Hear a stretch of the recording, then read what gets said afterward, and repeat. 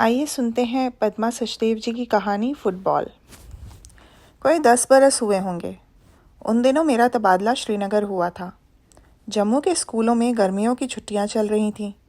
मेरी पत्नी और मेरे दोनों बेटे भी मेरे साथ श्रीनगर आए हुए थे।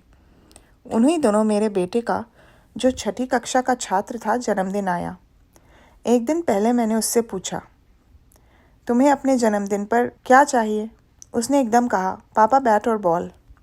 ये सुनते ही 4ठी कक्षा के छात्र मेरे छोटे बेटे ने कहा, मुझे भी बैट और बॉल चाहिए।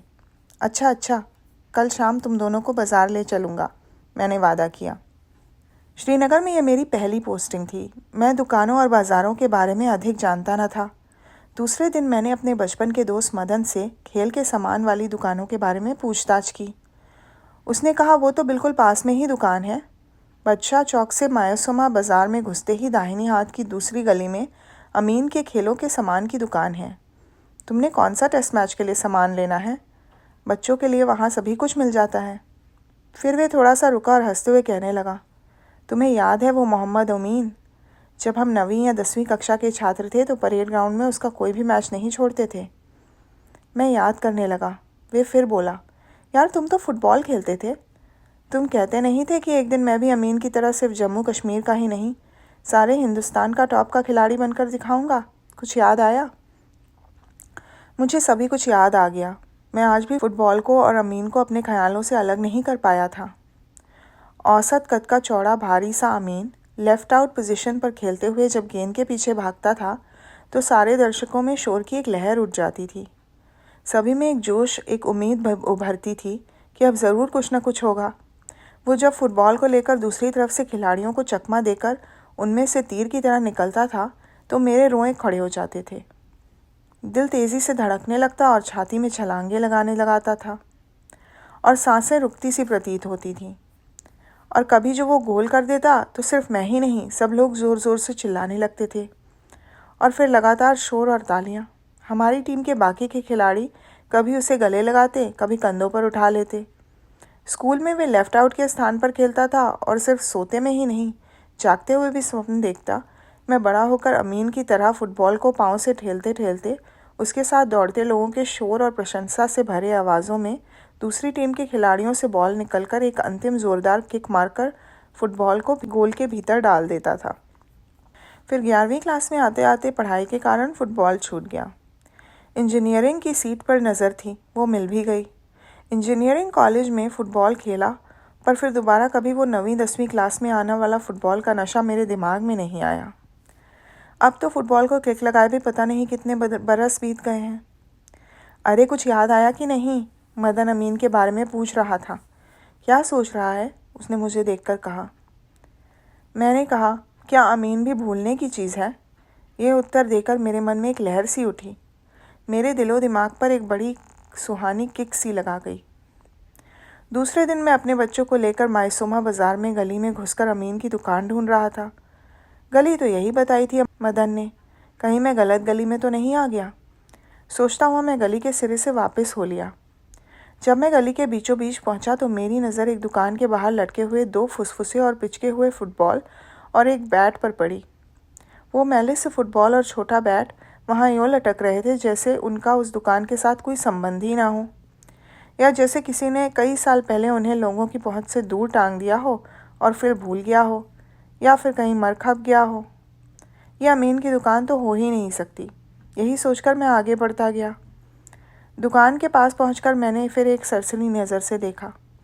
बाहर कई मौसमों और बरसों की मार खाए पुराने मटमैले से बोर्ड पर फीके से सुर्ख रंग के लफ्ज़ों में लिखा हुआ था, अमीन स्पोर्ट्स स्टोर। मेरा मन अजीब सा भारीपन के साथ भर आया। पापा चलिए ना, देर हो रही है, यहाँ कितना गंदा है, मेरा छोटा बेटा मेरी बाँह पकड़कर हिलाता हुआ कह रहा था। मैंने भी देखा, काले से कीचड़ के साथ भरी गली की नालियों में गंदा सा पानी निकलकर अजीब सी बदबू फैला रहा है। मैंने एक बार फिर दुकान की ओर देखा। सामने एक तरफ मैली चिपचिपी प्लाई के काउंटर पर प्लास्टिक के मर्तबान में टॉफ़ियाँ, सस्ते चॉकलेट, च्युइंगम आदि रखे थे। भीतर नज़र गई तो शेल्फ पर सजे कुछ खिलौने भी नज़र आए। काउंटर के पीछे कोई व्यक्ति अखबार पढ़ रहा था। आओ बच्चों, यहाँ देख लेते हैं, नहीं तो फिर किसी और दुकान पर चलेंगे। ये कहते कहते मैंने दुकान की सीढ़ियों पर कदम बढ़ाए। मेरे पीछे पीछे मेरे बच्चे बेमन से आए। दुकानदार अखबार पीछे फेंक कर खड़ा हो गया। मुझसे नज़र मिलाकर कहने लगा, आइए जी, बताइए क्या खिदमत करूं? बैट बॉल, मेरा छोटा बच्चा तपाक से बोला। अभी दिखाता हूँ, आजकल तो सभी क्रिकेट के शौकीन हैं, कहकर वो दुकान के पिछले हिस्से में चला गया जहाँ एक कोने में कई बैट दीवार के सहारे टिके हुए थे। दुकानदार ने खाकी रंग का पुराना सा पर साफ खान सूट पहना हुआ था। उसके पाँव में नायलॉन की चप्पलें थीं। यूँ लगता था कि जैसे 4-5 दिन से शेव नहीं किया है। दाढ़ी के बाल ज़्यादातर सफ़ेद थे। उसका आधा सर गंजा था। मैं मन में सोच रहा था, क्या यही अमीन है? नहीं, ये नहीं हो सकता। वक्त भी आदमी को इतना नहीं बदल सकता। वे जब मैच खेलता था तो उसके बाद मैं उसके आगे पीछे घूमता रहता था और उसे कितनी ही बार देखा था, एकदम करीब से। पर अब तो उसे देखे भी 24-25 साल हो गए हैं। कट काट ही तो वही है, हो सकता है उसका भाई हो, मैं सोचता जा रहा था। ये लीजिए, साइज़ देख लीजिए, कहकर उसने 3-4 बैट काउंटर पे रखे। दोनों बच्चे बैटों पर झपट पड़े और एक एक बैट को पकड़कर आपस में खुसुर फुसुर करने लगे। मैंने पूछ ही लिया, माफ़ कीजिए, क्या आप पुराने फुटबॉलर अमीन साहब तो नहीं हैं? मैं ही अमीन हूँ, फरमाइए। मुझे कोई झटका नहीं लगा। अब मैं हर हालत के लिए तैयार था। मैंने कहा, दरअसल आप मुझे नहीं जानते, पर स्कूल के दिनों में मैं आपका हर मैच देखता था। 1975 में रेलवेज़ के साथ जम्मू कश्मीर का जो मैच हुआ था, वो तो मैं भूल ही नहीं सकता। अमीन का चेहरा दमकने लगा। मैंने उस मैच में 3 गोल किए थे, तीनों फील्ड से पहले हाफ में। हम 2 गोल पीछे थे। वल्लाह क्या मैच था, कहता कहता वो रुक गया। आप बैठिए ना, वो आपके पीछे स्टूल पड़ा है। उसने स्टूल की तरफ इशारा किया। मैंने देखा मेरे बेटे अब खुद ही पिछले कोने में जाकर बैट वाले हिस्से में बैट चुन रहे थे। अमीन चाचा, एक ₹1.5 वाली कॉपी और 2 पेंसिल दे दीजिए। एक कश्मीरी बच्चा दुकान पर चढ़कर सामान मांग रहा था। मैंने देखा काउंटर के पीछे शेल्फ पर कॉपियाँ, पेंसिल और एक मर्तबान में सस्ते से बॉल पेन रखे हुए हैं। बच्चे ने ₹4 दिए। अमीन ने सामान उसे पकड़ाकर पूछा, कुछ और चाहिए? बचे हुए पैसे से चॉकलेट और टॉफ़ियाँ दे दूँ? अच्छा, कहते हुए अमीन ने मर्तबान से टॉफ़ियाँ निकाल कर काउंटर पर रखी और फिर गिनने लगा। ये लो, 3 और 2, 5। बच्चा सामान लेके चला गया। मैं गली में जाते हुए उसे देखता रहा। फिर अमीन ने मुझसे नज़र मिलाई। वे थोड़ा सा शशोपंज में था। मुझे देखकर कहने लगा, सिर्फ खेलों का सामान इस गली में बेचकर घर नहीं चल सकता, क्या करे? घर का खर्च चलाने के लिए सब भी कर रखना पड़ता है। मुझे बड़ा अजीब सा लग रहा था। वे अमीन जिसके साथ कितने ही लोग और लड़के हाथ मिलाने के लिए होड़ लगाते थे, आज मैं उन्हीं हाथों से कुछ पैसों की टॉफ़ियाँ गिन रहा था। मैं अब दुकान के पिछले हिस्से में, जहाँ मेरे दोनों बेटे बैट देख चुन रहे थे, पहुँच गया और उनकी मदद करने लगा। फिर 2 बैट पसंद करके मैं काउंटर पे गया और पूछा, ये दोनों ठीक है ना?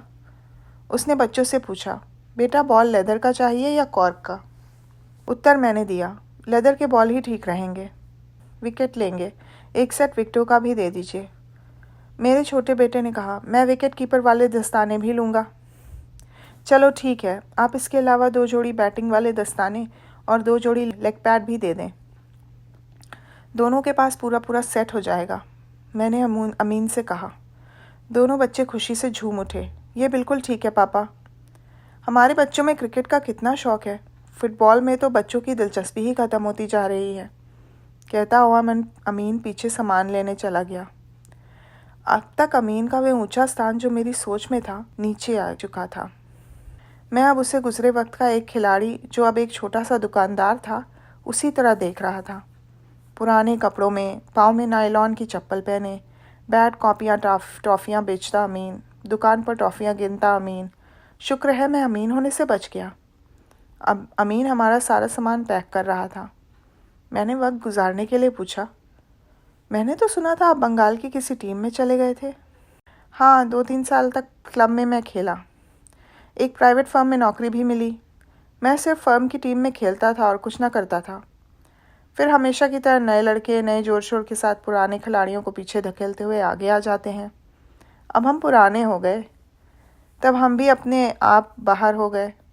नौकरी के साथ जो कुछ और भी इतना प्यारा था वो भी जाता रहा।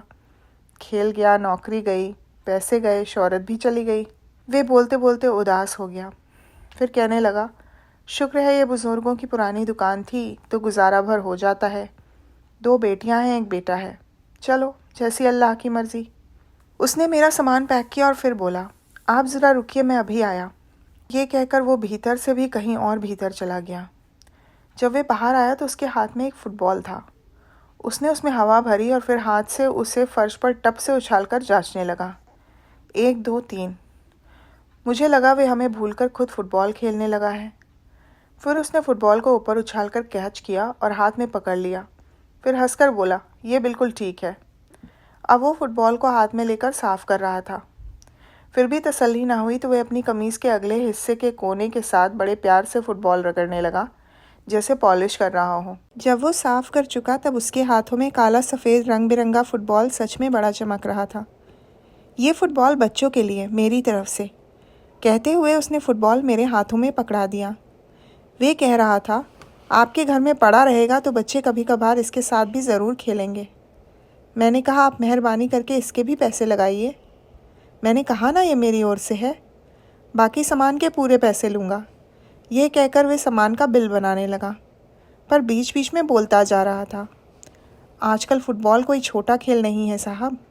खिलाड़ी अच्छा हो तो सब कुछ है, पैसा है, इज्जत है, शोहरत है, नाम है। कहते कहते वह थोड़ी देर के लिए चुप हो गया। फिर कहने लगा, आप मेरी ओर न देखें, हमारी बात अलग थी, हमारा वक्त दूसरा था। उस वक्त खेल में पैसे न थे। हम वे हैं जिन्हें वक्त और हालात ने एक ही किक के साथ यहाँ पहुँचा दिया। ये लीजिए आपका बिल। उसने बिल मेरे आगे कर दिया। मैंने पैसे देते हुए यूं ही उससे पूछा, आप अकेले ही दुकान पर बैठते हैं? मुश्किल तो नहीं आती? आपका बेटा क्या कर रहा है? उसके मुंह पर एक रौनक सी आ गई। कहने लगा, आपने फ़ुटबॉल में शौकत का नाम तो सुना ही होगा। कलकत्ते के स्पोर्टिंग क्लब की तरफ से खेलता है। वो मेरा बेटा है। सारे ही क्लब उसे अपनी ओर खींचने की कोशिश कर रहे हैं। उसे पैसे का लालच भी देते हैं, पर वो अपने ही क्लब में टिका हुआ है। मुझे पूरा यकीन है कि वो हिंदुस्तान की अगली लाइन में स्ट्राइकर होगा। जर्मनी का कोच उसे 6 महीने के लिए अपने साथ जर्मनी ले गया है। वे पिछले ही महीने गया है।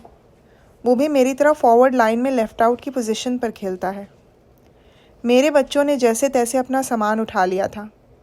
पैसे देकर बचा हुआ एक लिफाफा मैंने भी उठा लिया और उसे अलविदा कहा। हमारी दोनों आंखें मिलकर एक दूसरे के भीतर झांक रही थीं। शायद उसी वक्त हम दोनों मुस्कुरा भी रहे थे।